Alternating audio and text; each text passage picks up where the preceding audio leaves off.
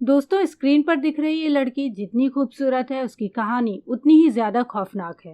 कहने को तो ये इंस्टाग्राम पर एक फिटनेस मॉडल इन्फ्लुएंसर है, पर असल में इसने इंस्टाग्राम और ओनली फैंस जैसे वेबसाइट का यूज सिर्फ और सिर्फ पैसे कमाने के लिए किया।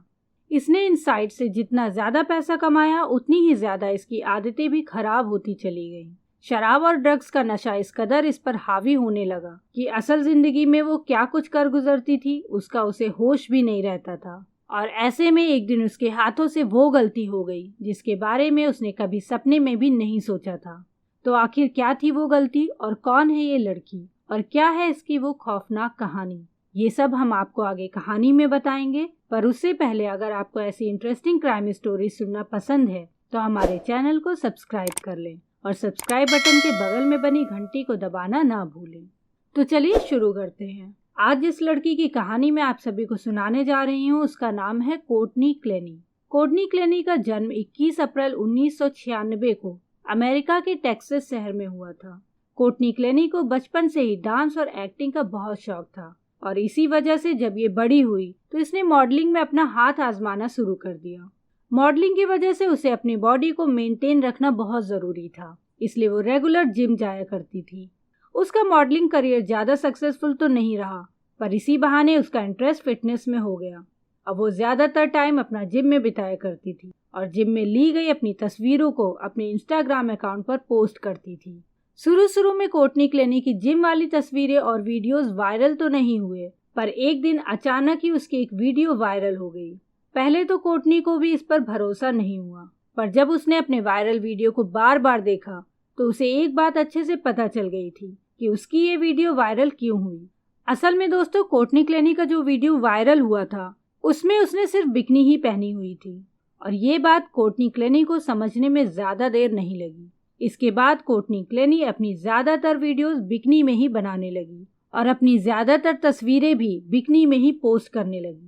देखते ही देखते कुछ ही महीनों में कोर्टनी के इंस्टाग्राम फॉलोअर्स की संख्या 10 लाख से भी ज्यादा हो गई, और इंस्टाग्राम की वजह से कोर्टनी क्लेनी को बहुत सारे प्रोडक्ट के प्रमोशनल ऑफर्स भी आने लगे, जिससे उसकी अच्छी कमाई भी होने लगी। पर कोर्टनी क्लेनी का मन इतने से कहाँ भरने वाला था। उसे तो अपनी जिंदगी में ढेर सारा पैसा कमाना था, जिससे वो अपनी महंगी से महंगी ख्वाहिशों को आसानी से पूरा कर सके। इसी दौरान उसे किसी ने ओनली फैंस वेबसाइट के बारे में बताया। असल में दोस्तों, ये वेबसाइट बिल्कुल उसी तरह है जैसे कि फेसबुक, पर यहाँ पर आपको एक मंथली फीस उस क्रिएटर को देनी पड़ती है जिसकी वीडियोस या फोटोज आप देखना चाहते हो। आसान भाषा में समझे तो यहाँ कुछ भी फ्री में देखने को नहीं मिलता, और इसलिए ओनली फैंस के ज्यादातर क्रिएटर ऐसे हैं जो अपनी अश्लील वीडियोस या फोटोज पोस्ट करते हैं ताकि उनके सब्सक्राइबर उनसे जुड़े रहें। तो जब कोर्टनी क्लेनी को इस वेबसाइट के बारे में पता चला तो उसने भी ओनली फैंस पर अपना अकाउंट बना लिया। और वायरल कैसे हुआ जाता है वो तो इंस्टाग्राम की मदद से उसे पहले ही पता चल चुका था। फिर क्या था, देखते ही देखते कोर्टनी क्लेनी ओनली फैंस पे भी काफी फेमस हो गई। ओनली फैंस पे उसकी सफलता का अंदाजा आप इससे ही लगा सकते हैं कि उसकी एक साल की कमाई 5 करोड़ रुपए से ज्यादा की थी। अब जब कोर्टनी क्लेनी की कमाई करोड़ों में होने लगी तो उसकी अय्याशी और बढ़ती चली गई, जिसकी वजह से उसे शराब और ड्रग्स की बुरी लत लग गई। वो अक्सर पार्टी करने बार्स एंड क्लब्स में जाने लगी। इसी दौरान नवंबर 2020 में एक पार्टी में कोर्टनी की मुलाकात क्रिश्चियन ओबमसेली नाम के एक युवक से होती है। पार्टी के दौरान क्रिश्चियन ओबमसेली और कोर्टनी क्लेनी के बीच काफी नजदीकियां हो जाती हैं। इसके बाद दोनों अक्सर एक दूसरे से मिलना जुलना शुरू कर देते हैं, और कुछ ही दिनों बाद दोनों ने एक दूसरे से अपने प्यार का इजहार कर दिया। अभी तक तो इन दोनों के बीच सब कुछ अच्छा चल रहा था, पर जब दोनों ने साथ में रहने का फैसला लिया तब इनकी कहानी एक नया मोड़ ले लेती है। प्यार के इजहार के बाद क्रिश्चियन ओबमसेली और कोर्टनी क्लेनी ने साथ में रहने का प्लान किया, और फिर दोनों ने टेक्सास शहर में एक नया घर रेंट पे ले लिया और वहां पर दोनों लिव इन में रहने लगे। शुरू में तो सब कुछ अच्छा था, पर कुछ ही महीनों बाद क्रिश्चियन ओबमसेली और कोर्टनी क्लेनी के बीच झगड़े शुरू हो जाते हैं, और इन झगड़ों की मेन वजह थी कोर्टनी क्लेनी का क्रिश्चियन ओबमसेली पर शक करना। असल में दोस्तों, ओबमसेली का किसी भी लड़की की तरफ देखना या उससे बातें करना कोर्टनी क्लेनी को बिल्कुल पसंद नहीं था। समय के साथ साथ इनके बीच के झगड़े और भी हिंसक होने लगते हैं। इसका अंदाजा आप इस बात से लगा सकते हैं कि एक बार झगड़े के दौरान कोर्टनी क्लेनी ने क्रिश्चियन ओबमसेली की थाइस पर चाकू से वार किया था, और कई बार तो पार्टी के दौरान उसने क्रिश्चियन ओबमसेली के ऊपर वाइन ग्लास और प्लेट भी फेंक कर मारे थे। इन घटनाओं के दौरान क्रिश्चियन ओबमसेली कई बार घायल भी हुआ, पर वो हर बार अपनी गर्लफ्रेंड की इन गलतियों को माफ करता गया, क्योंकि जब कोर्टनी क्लेनी ऐसी हरकतें करती थी तो वो उस समय बहुत नशे में होती थी, और जब उसका नशा उतरता था तो वो क्रिश्चियन ओबमसेली से माफी मांग लेती थी, और क्रिश्चियन ओबमसेली हमेशा उसे इसलिए माफ कर देता था क्योंकि वो उससे बहुत प्यार करता था, और ये बात उसने एक लेटर में लिखकर कोर्टनी क्लेनी को बताई भी थी। खैर, इन सब बातों से एक बात तो क्लियर थी कि इनका लिव इन रिलेशन बिल्कुल भी ठीक नहीं चल रहा था। इसलिए ओबमसेली और कोर्टनी क्लेनी ने मिलकर ये फैसला किया कि वो लोग टेक्सास शहर को छोड़कर मियामी में शिफ्ट हो जाएंगे, ताकि मियामी शहर की खूबसूरती के बीच इनकी ये हिंसक लड़ाइयाँ खत्म हो सके। इसके बाद जनवरी 2022 में दोनों मियामी में शिफ्ट भी हो जाते हैं। यहाँ उन्होंने एक लग्जरी अपार्टमेंट रेंट पे लिया और अपनी जिंदगी को नए सिरे से शुरू करने की कोशिश की। पर कोर्टनी क्लेनी कहाँ बदलने वाली थी। यहाँ भी कुछ ही दिनों में कोर्टनी ओबमसेली से लड़ाइयाँ करना शुरू कर देती है। इसका एक वीडियो भी बाद में सामने आया, जिसमें ये साफ साफ दिखाई दे रहा है कि किस तरह से कोर्टनी ओबमसेली पर झगड़े के दौरान हमला करती थी। 3 अप्रैल 2022 इस दिन कोर्टनी क्लेनी और क्रिश्चियन ओबमसेली के बीच एक आखिरी लड़ाई हुई। आखिरी लड़ाई मैं इसलिए बोल रही हूँ क्योंकि इस लड़ाई में क्रिश्चियन ओबमसेली की जान चली गई। आखिर क्या कुछ हुआ 3 अप्रैल की शाम को, चलिए जानते हैं। 3 अप्रैल को दिन के 1:15 पर क्रिश्चियन ओबमसेली घर से बाहर जाता है, जबकि उस समय कोर्टनी क्लेनी घर पर ही रहती है और अपने ओनली फैंस वेबसाइट पर लाइव स्ट्रीम कर रही होती है। शाम को 4:33 पर ओबमसेली सबवे से 2 सैंडविच लेकर वापस आता है। इसके ठीक 10 मिनट बाद कोर्टनी क्लेनी अपनी माँ को कॉल करती है और उनसे करीब 6 मिनट बात करती है।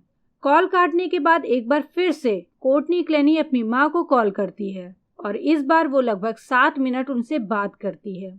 माँ से बात करने के बाद 4:57 पर कोर्टनी क्लेनी इमरजेंसी हेल्पलाइन नंबर 911 पर कॉल करती है और उनसे बोलती है कि मेरे बॉयफ्रेंड को चाकू लग गया है और उसका बहुत सारा खून बह रहा है, प्लीज हमारी मदद कीजिए। इस कॉल के दौरान पीछे से ओबमसेली की भी आवाज आती है, जिसमें वो कोर्टनी क्लेनी से कह रहा होता है कि मैं मरने वाला हूँ, मुझे मेरा हाथ महसूस नहीं हो रहा है। इस कॉल के बाद पुलिस और मेडिकल टीम जल्द से जल्द उस अपार्टमेंट में पहुंचती है जहां कोर्टनी क्लेनी और क्रिश्चियन ओबमसेली रहते थे। अपार्टमेंट के अंदर का नजारा देखकर सभी चौंक जाते हैं। घर में चारों तरफ खून ही खून फैला हुआ था और घर के एक कोने में ओबमसेली बेहोश पड़ा हुआ था। उसके सर को अपनी गोद में रखकर कोर्टनी क्लेनी बस रोई जा रही थी। मेडिकल टीम जब ओबमसेली की जांच करती है तो पता चलता है कि उसकी सांसें चल तो रही हैं, पर बहुत धीमे। मेडिकल टीम तुरंत ओबमसेली को लेकर हॉस्पिटल जाती है, पर रास्ते में ही उसकी मौत हो जाती है। इधर पुलिस अपार्टमेंट की पूरी जांच पड़ताल करती है और वहां से सारे सबूत इकट्ठा करना शुरू कर देती है। पुलिस जब कोर्टनी क्लेनी से पूछताछ करती है तो कोर्टनी क्लेनी उन्हें बताती है कि उसके और ओबमसेली के बीच किसी बात को लेकर झगड़ा हुआ, पर कुछ ही मिनटों में ये झगड़ा लड़ाई में तब्दील हो गया। लड़ाई के दौरान ओबमसेली उसका गला दबा देता है, पर किसी तरह वो ओबमसेली की गिरफ्त से बच निकलती है और भागकर किचन में जा पहुंचती है। ओबमसेली जब किचन की तरफ बढ़ता है तो खुद को बचाने के लिए उसने किचन में रखा चाकू ओबमसेली की तरफ फेंक दिया और वो चाकू सीधा ओबमसेली के सीने में जा लगा। इसके बाद वो फर्श पर गिर जाता है और उसके सीने से बहुत सारा खून बहने लगता है। कोर्टनी क्लेनी की बातों से पुलिस एक बात तो समझ चुकी थी कि ओबमसेली की हत्या के पीछे कोर्टनी क्लेनी का ही हाथ है, पर यहाँ एक पेच था कि क्या ये हत्या है या सेल्फ डिफेंस। अब इस पहेली को सॉल्व करने के लिए पुलिस को अपनी इन्वेस्टिगेशन पूरी करनी थी, इसलिए पुलिस कोर्टनी क्लेनी को गिरफ्तार करके उसे हवाई के एक मेंटल हॉस्पिटल में भेज देती है, क्योंकि पुलिस को पूछताछ के दौरान ऐसा लगा कि शायद कोर्टनी क्लेनी अभी मानसिक रूप से पूरी तरह फिट नहीं है। 1 महीने के इलाज के बाद कोर्टनी क्लेनी आज़ाद हो जाती है, क्योंकि पुलिस ने अभी तक उस पर कोई चार्ज नहीं लगाया था। करीब 2 महीने की इन्वेस्टिगेशन के बाद पुलिस कोर्टनी क्लेनी पर 2nd डिग्री मर्डर का चार्ज लगाती है और उसे गिरफ्तार करके कोर्ट में पेश करती है। पुलिस ने अपनी इन्वेस्टिगेशन रिपोर्ट में बताया कि जो भी बातें कोर्टनी क्लेनी ने पुलिस से कही थी वो आधी सच और आधी झूठ है, क्योंकि कोर्टनी क्लेनी ने पुलिस को बताया था कि उसने चाकू करीब 10 फुट की दूरी से ओबमसेली पर फेंका था लेकिन पोस्टमार्टम रिपोर्ट की माने तो ये चाकू दूर से नहीं बल्कि बेहद करीब से मारा गया है, तभी जख्म इतने गहरे लगे हैं और जख्म का निशान ऊपर से नीचे की तरफ जा रहा है। अगर चाकू दूर से मारा होता तो जख्म के निशान इतने गहरे नहीं होते और ना ही ऊपर से नीचे की तरफ जाते। पुलिस ने यह भी अपनी रिपोर्ट में बताया कि कोर्टनी क्लेनी के शरीर पर किसी भी तरह का कोई भी निशान नहीं मिला जिससे ये साबित हो सके कि ओबमसेली ने उसे मारा था या उसका गला दबाया था, जैसा कि कोर्टनी क्लेनी ने दावा किया था। पुलिस ने अपनी इन्वेस्टिगेशन रिपोर्ट में ये भी बताया कि पुलिस को लगता है कि चाकू मारने के बाद कोर्टनी क्लेनी ने पहले अपनी मां को कॉल किया, ना कि पुलिस को, जिसकी वजह से 20 से 25 मिनट तक ओबमसेली का खून बहता रहा और इसी वजह से उसकी मौत हुई। अगर 20-25 मिनट पहले ही कोर्टनी क्लेनी ने कॉल किया होता तो शायद उसे बचाया जा सकता था।